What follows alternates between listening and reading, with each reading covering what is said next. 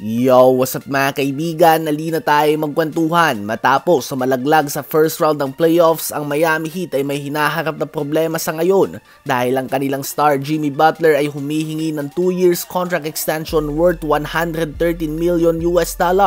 So that is 56.5 million per year. At tandaan, contract extension nga ito. So kung sakaling bigyan siya ng Miami Heat ng hinihiling niya, ito nga ay papasok pa pagkatapos ng kanyang current contract. Ibig sabihin ay papasok ito sa 2026 to 2027 NBA season kung saan si Butler ay may edad ng 37 years old at kapag pinagbigyan siya ng Miami Heat sa kanyang hinihiling na sahod ay sasahod pa rin nga siya mga kaibigan ng $56.5 million sa edad na 39 years old. Nadala niya nga Miami Heat sa dalawang NBA Finals ngunit this past 2 years ay hindi siya naging healthy at iba't ibang klase nga ng injury ang kanyang natamo. So 4 years from now ay hindi nga natin alam kung kamusta ba ang kalusugan ni Jimmy Butler. Kaya naman sa ngayon nga ay questionable talaga ito. Kung sakaling hindi siya pagbigyan ng Miami Heat ay pwede siyang humingi ng trade sa off-season o kaya naman laruin niya ang next season at may player option siya matapos ito at pwede na siyang pumasok sa free agency. Sa palagay nyo ba ay deserve ni Jimmy Butler ang 2 years $113 million contract extension?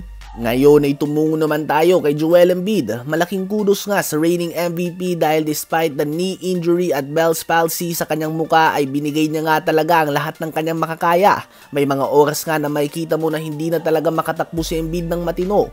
Ngunit nagawa niya pa din na mag-average ng 33 points, 10.8 rebounds and 5.7 assists per game sa first round ng playoffs. Medyo bumagsak lang nga ang kanyang efficiency, ganun pa man given his injury ay napaka-impresibo pa din nga ng pinakita niya.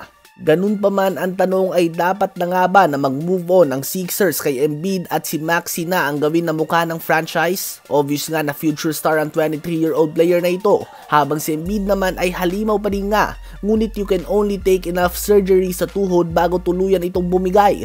Hindi mo na nga maaasahan si Embiid na maglaro ng madaming games given his surgery history sa magkabilang tuhod. Ang Sixers ay may ilang options moving forward.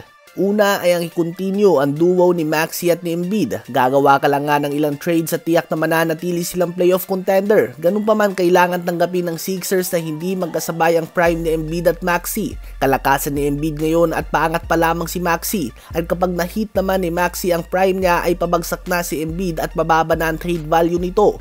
Ang isa pang option nila ay ang i-trade si Embiid ngayon habang mataas pa ang value nito at bigyan si Maxey ng star na halos kaedad niya bilang kaduo at palibutan nito ng mga role players na babagay sa kanila. O kaya naman you can do the OKC approach. I-trade si Embiid kapalitan sa damakmak na draft picks, itangkang mga susunod na taon at mag-draft ng tama. Basically ang ginawa nila noon minus na trade. Sadyang pumalpak lang nga sila sa pag-draft noon kay Michael Carter-Williams, Nerlens Noel at Markelle Fultz. Kayo ba mga kaibigan, ano ba sa palagay nyo ang dapat na gawin ng Sixers moving forward?